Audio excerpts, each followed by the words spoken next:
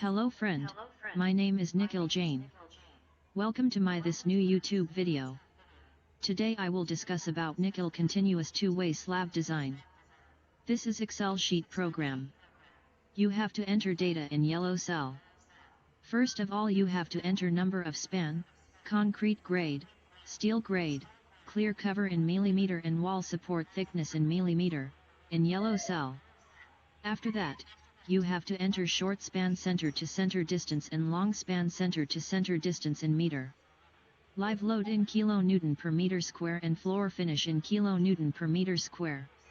After that, assume modification factor less than or equal to 2 and, slab thickness in millimeter and, diameter of bar used in yellow cell.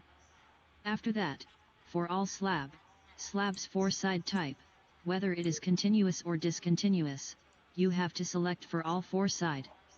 After that, you have to enter diameter of reinforcement and spacing of reinforcement as per required spacing and, permitted spacing for main steel at center end, at continuous edge, discontinuous edge end, distribution steel end, corner torsion steel. Now you have to see that check for shear, check for deflection, check for development length and check for cracking must be safe. If any one is unsafe then change spacing, diameter of bar or depth of slab such that it comes safe. Then and then only your design must be safe. It's one type of trial and error. Now you have to click on Add to Schedule button in Sheet. You can see your schedule in Schedule Sheet. From Drawing and Schedule, you can see arrangement of reinforcement as Type A, Type B, Type C, Type D, Type E, Type F, Type G, Type H, Type I, Type J and Type K provided. You can also see the concrete quantity and weight of steel. Like that for all other slab reinforcements should be given. Same way continuous one-way slab should be designed. You have to enter data in yellow cell. First of all you have to enter number of span, concrete grade, steel grade, clear cover in millimeter and wall support thickness in millimeter, main reinforcement diameter and distribution reinforcement diameter used in yellow cell.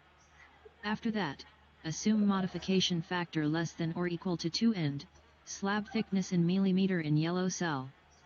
After that, you have to enter slab type as continuous or simply supported, slab mark, short span center to center distance and long span center to center distance in meter. Live load in kilonewton per meter square and floor finish in kilonewton per meter square. After that, you have to enter main steel, bottom and top diameter and spacing of reinforcement in the form of bent up and straight as per required spacing such that requirement area of steel must be satisfied. And must be safe.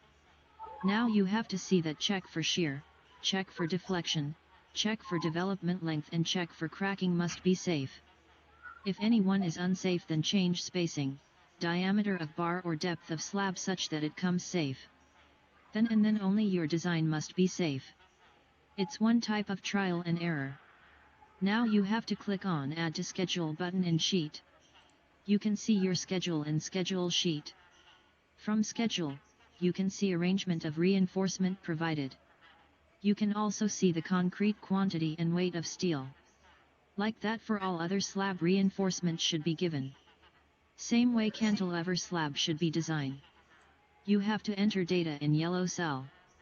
First of all you have to enter clear span, wall support thickness in millimeter, concrete grade, steel grade, live load in kilonewton per meter square and floor finish in kilonewton per meter square, parapet wall thickness at end in millimeter and height of parapet wall in centimeter in yellow cell.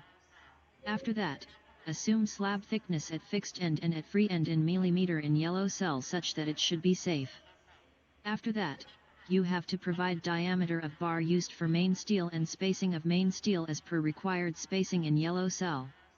Same way you have to provide diameter of bar used for distribution steel, grade of steel for distribution bar, and spacing of distribution steel as per required spacing in yellow cell.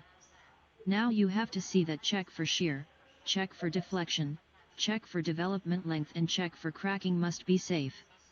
If any one is unsafe then change spacing, diameter of bar or depth of slab such that it comes safe. Then and then only your design must be safe. It's one type of trial and error.